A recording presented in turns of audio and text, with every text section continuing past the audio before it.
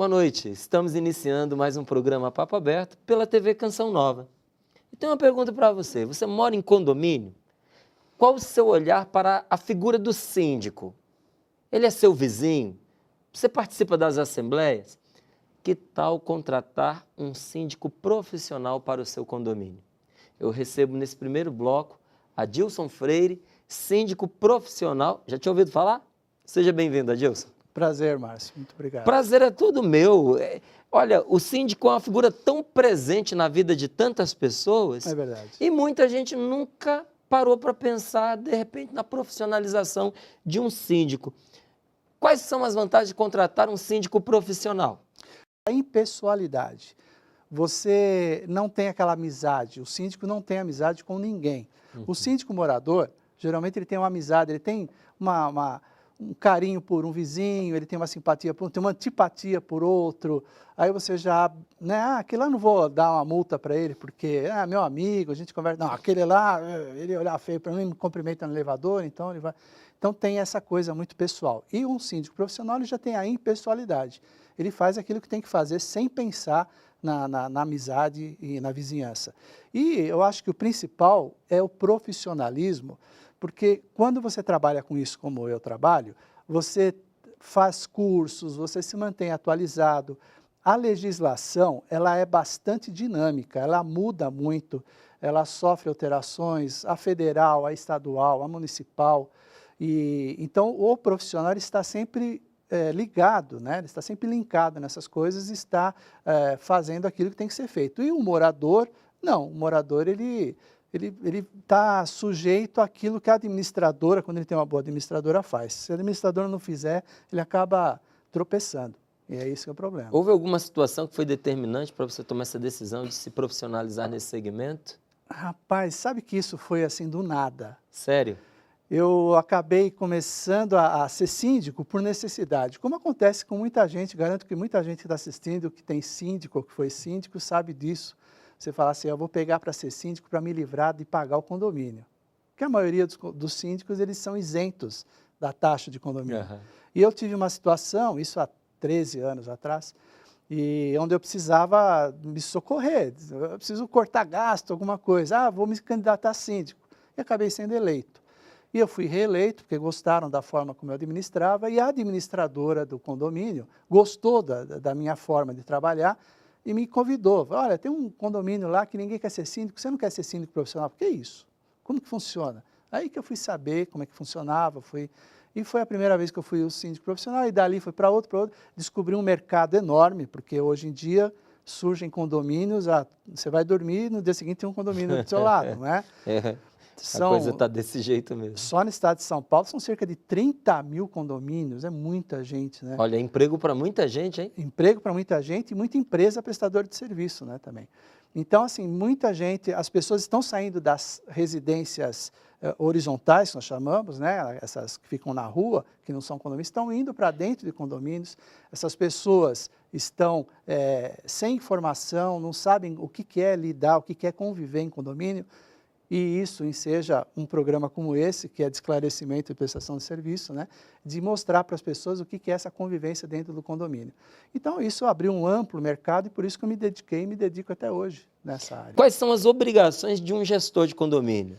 Pois é, as pessoas muitas vezes não sabem disso. Existe o Código Civil Brasileiro, ele possui um capítulo específico só para condomínios, onde ele trata sobre condomínios. E nesse Código Civil, existe esse capítulo condomínios e lá existem 28 artigos referentes a condomínios, dizendo o que deve, o que não deve ser feito, o que o síndico deve fazer, o que ele não pode, o que os condôminos devem fazer, o que ele não pode. A parte que diz respeito ao síndico, é o artigo 1348, só nesse artigo de deveres do síndico são 9 incisos. Cada inciso tem vários desdobramentos, né? São muitos. Então, são várias as obrigações, mas nós podemos aí resumir, eu acho que dá para falar 3 que abrange bastante. Representa ativa e passivamente o condomínio, cumprir e fazer cumprir o regulamento e a convenção e prestar contas anualmente. Essas 3 funções, responsabilidades, abrange a maioria dos deveres do síndico. Lógico que aí existem outros, existem leis, como eu disse, federais, estaduais, municipais que devem ser observadas e que o síndico deve ficar atrás também. Mas, em suma, é isso, é representar o condomínio, fazer cumprir a convenção e o regulamento e prestar contas anualmente. Essas são as principais. Quando se fala de síndico, a maioria já imagina uma pessoa que mora ali, naquele condomínio, não é? Mas quando a gente está falando de síndico profissional, nós estamos incluindo nesse pacote um síndico que não mora naquele condomínio também, não é? Pode ser que ele seja profissional e more. Pode ser. Mas geralmente não. Geralmente não, Isso. não é? Como é que um síndico profissional ele consegue resolver os problemas do condomínio sem residir nele? Porque a ideia de muitos moradores é, ele está aqui, ele está vendo o que está acontecendo, ele sabe dos problemas, ele vai resolver. E pode entrar num preconceito que é o seguinte, ele não está aqui, Exatamente. Como é que de longe essa pessoa vai se dar conta das nossas necessidades? Exatamente, Márcio. Você citou uma palavra que encaixa-se perfeitamente nesse assunto, que é o preconceito. Quando eu sou chamado para apresentar uma proposta, um projeto num condomínio para prestar esse tipo de serviço, aparecem aqueles que são contrários à ideia. E a primeira coisa que se coloca é isso. Mas ele não está morando aqui, como é que ele vai ser síndico? Ele não está vendo as coisas. É muito fácil mostrar para a pessoa que isso é um preconceito muito bobo, é muita falta de informação, como todo preconceito. O morador, o síndico que é morador, o que foi morador até agora, ele se comprometeu a estar 24 horas aqui no prédio? Ele estará 24 horas? Ele assinou na ata? Estarei 24 horas, 7 dias por semana aqui no apartamento? Não. Geralmente ele tem o emprego dele, ele sai para trabalhar de manhã, só volta à noite. No final de semana ele sai, ele vai para a casa da sogra, ele vai para o clube, ele vai viajar no final de semana, ele tem férias. Ou seja, ele não está lá 24 horas por dia. E geralmente você tem uma regra no condomínio que você não vai ligar para o síndico de madrugada para falar que está acontecendo alguma coisa, né? Então isso é um preconceito. O síndico profissional, ele está à disposição do condomínio de manhã, de tarde e de noite. Se acontecer alguma coisa às 10 horas da manhã, ele pode estar onde ele estiver, precisar ir para o condomínio, ele vai. Agora, o síndico morador, ele vai poder fazer isso? Ele está no emprego dele, ele é um bancário, ele tem uma empresa, ele tem alguma coisa, ele está no compromisso dele. Ele vai estar à disposição àquela hora? Não. Então, é um preconceito bobo isso, não é? E fora que o síndico que ele está, o síndico morador, ele tem a atividade dele, como eu estou dizendo, ele não está ali se atualizando, porque não é a função dele, fazendo aquilo que eu disse no início, tomando conhecimento da legislação, se atualizando, treinando, etc., e ele acaba ficando mal informado, né? E o profissional não, ele está ali diariamente verificando. Eu, por exemplo, quando eu estou administrando um condomínio, eu posso chegar 10 horas da noite, eu falo, eu vou lá no condomínio, vou dar uma passada lá para ver como é que está. 6 horas da manhã, meio-dia, eu chego a hora que tiver que chegar para dar uma olhada, sem marcar. Agora, você imagina o morador, que é o síndico, o funcionário ele já sabe, o seu fulano ele não vai estar aqui de manhã, porque ele sai para trabalhar, então o gato sai, o rato faz a festa, né? Então, agora comigo não, com um síndico profissional não, eu posso chegar a qualquer momento, pode ser de manhã, de tarde, à noite, final de semana, a hora que for, posso ficar lá, passo o dia lá, o morador nem sempre faz isso. Adilson, quais são os conflitos mais comuns entre os condôminos? Nós costumamos dizer que existem 5 Cs, os 5 Cs, que são o cachorro, criança, carro, cano e calote. Esses são os mais comuns. Os 5 Cs. Tem alguns desses 5 que se destaca mais? É bem concorrido aí, viu? A liderança das reclamações. Mas eu creio que criança e cachorro disparam ali na liderança, mais para cachorro. Né? Explica um pouquinho para a gente o que acontece com esses 5 Cs. Cada um, que tipo de reclamação que se tem. Por exemplo, você falou que um dos motivos é carro. Né? Qual é o problema que envolve o carro? O problema é a garagem. Porque principalmente o brasileiro adora carro, né? Existe até uma propaganda comercial na televisão que mostra muito bem essa paixão do brasileiro pelo carro, né? É verdade. Então, tudo que acontece no carro do indivíduo, ele acha que foi na garagem do condomínio e ele quer que o condomínio arque com a despesa. Então, ele vai encher a paciência do condomínio, do síndico, porque apareceu um risco, porque o carro dele estava com muita poeira, porque tem um gato dormindo na garagem, enfim. E ele vai reclamar porque o vizinho para em cima da faixa, espreme ele, porque a vaga dele não cabe o carro e ele não consegue manobrar. Quer dizer, a deficiência está na habilitação dele, não na garagem do condomínio. Mas ele vai reclamar com o condomínio, ele quer que o condomínio tome uma providência, né? Que é muito difícil manobrar, que é muito escuro, que falta luz, porque quando ele chega não enxerga direito, como se fosse tão importante para ele enxergar. Enfim, o carro dá muito problema em relação à garagem, porque o cuidado dele com o carro, né? Com relação à criança, é aquela coisa, a criança brinca, a criança grita, faz bagunça, está no direito dela. E ela está no espaço, ou pelo menos deduz que ela está no espaço, no playground, na piscina, na quadra, alguma coisa assim, e ela faz barulho. E as pessoas vão reclamar porque as crianças estão fazendo barulho, mas você quer o quê? Se a criança estivesse latindo, você podia achar errado, tem alguma coisa errada, mas ela está brincando, né? Criança, próprio de criança fazer criança. isso. Né? O problema está no horário. Então, se você tem uma regra, o regulamento interno fala sobre horários que você pode utilizar aquela área, etc., aí você pode reclamar que a criança está fazendo barulho, ou qualquer um esteja fazendo barulho fora do horário, uma churrasqueira, salão de festa, alguma coisa assim. Olha, o horário é até tal hora e já são tantas horas, enfim, aí você pode reclamar. Agora, se reclamar de criança que está fazendo barulho na área que ela pode fazer barulho, você tem que mudar de condomínio. Vai morar num sítio, no meio do mato, e aí você vai reclamar das galinhas. Você resolve o seu problema, né? Com relação a cano. A cano, é o vazamento. O vazamento de um apartamento para o outro, que isso é muito comum acontecer, principalmente em apartamentos, em prédios muito antigos.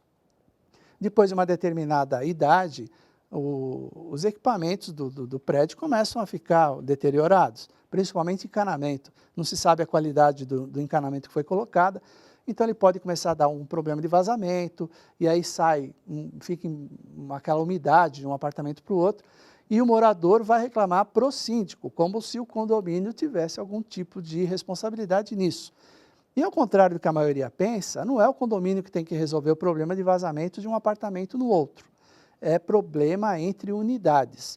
É a mesma coisa, como nós falamos de barulho, se um apartamento de baixo estiver reclamando do apartamento de cima por causa de barulho, ele tem que ir lá e falar com o vizinho, falar ele diretamente. O síndico não é garoto de recado, intermediador. Agora, eu já vi muitas vezes essa ideia, Adilson, até é importante você tocar nesse assunto, porque eu já vi que muitas vezes o brasileiro, ele interpreta o síndico como um filtro entre ele e o vizinho. Isso. Não é? Então ele está vendo, está tendo um vazamento, ele sabe que é no apartamento do vizinho, ele já até sabe que é o vizinho que vai ter que consertar muitas vezes. Só que ele não quer ter o desconforto de bater lá e dizer, olha, venha cá por favor, veja aqui, olha, a infiltração que está tendo na minha casa, porque tem um vazamento no cano da sua e que você não está consertando. Então o que ele faz? Ele aciona o síndico para ser esse filtro mesmo entre ele e o vizinho. O síndico não tem esse papel. Não tem. Não tem porque o síndico ele é representante do condomínio. Ele tem que resolver problemas do condomínio. Se existe um vazamento de um cano do apartamento A para o apartamento B, é problema do apartamento A com o apartamento B, do B com A. Não é do condomínio.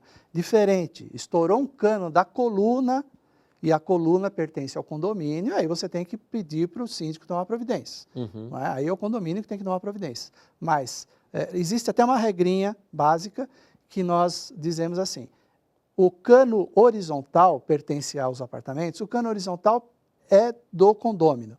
O cano vertical, que pertence ao condomínio, é de responsabilidade do condomínio. Então você precisa identificar de onde vem o vazamento.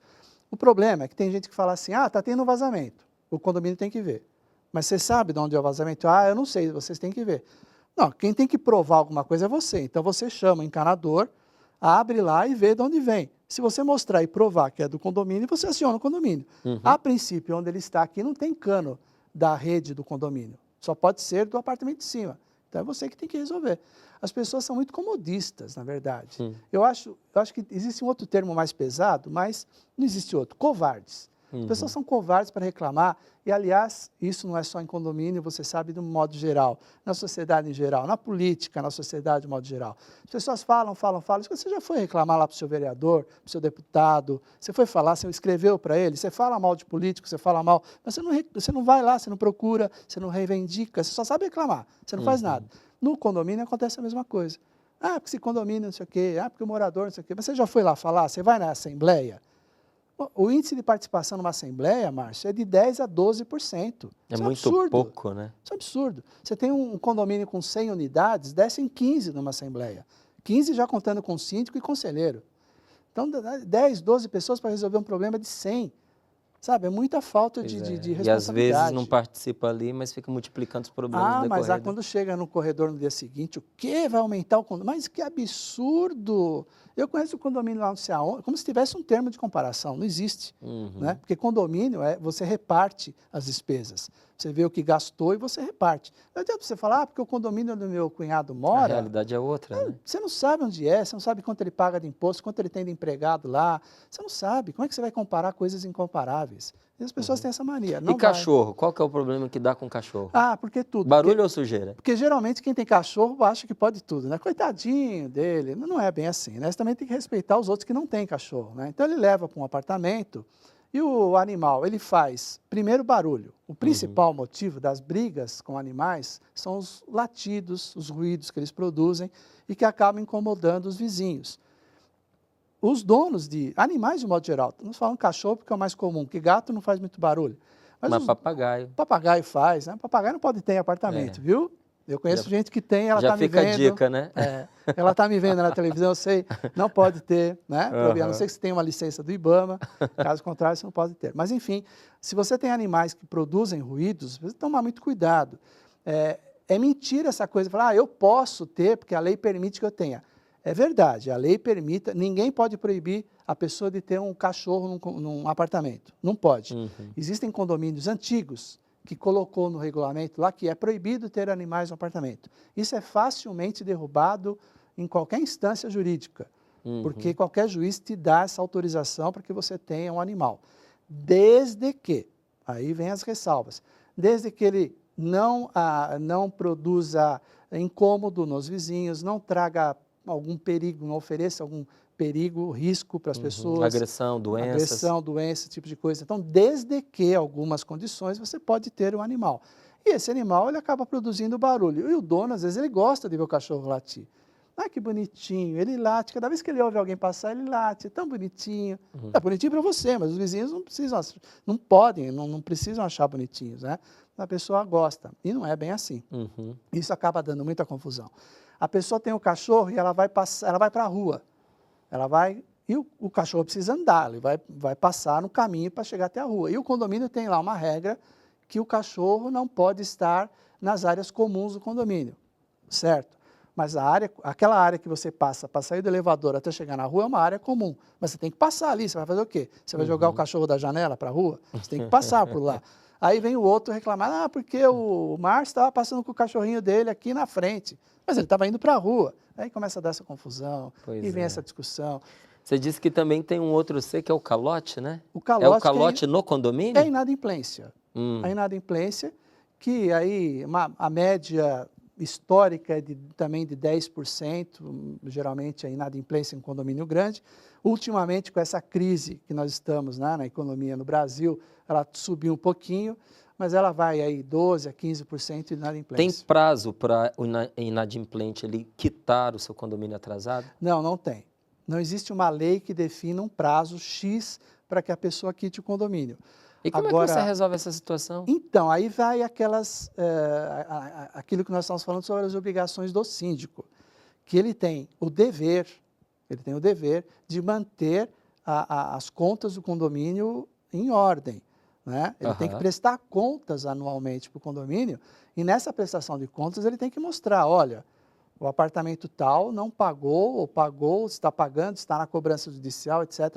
Não há essa lei dizendo, precisa de X. Você pode estipular na sua convenção, no seu regulamento, alguma coisa mais ou menos que eu costumo sugerir, assim, o atraso de 30 dias receberá uma carta informando, olha, senhor morador, não identificamos o pagamento, etc. e tal, gostaríamos de saber se houve algum problema. Tudo bem, 30 dias. Com 60 dias, você fala, olha, já há 2 meses, 60 dias que esse pagamento não é registrado. Lembramos que com 90 dias será enviado para a cobrança judicial. Você já está avisando. E com 90 dias, que são 3 meses de inadimplência, aí você manda para um advogado fazer a cobrança judicial. Aí sai do condomínio e vai para o advogado. Se o morador ou o condômino quiser, ele vai ter que pagar inclusive às custas do advogado.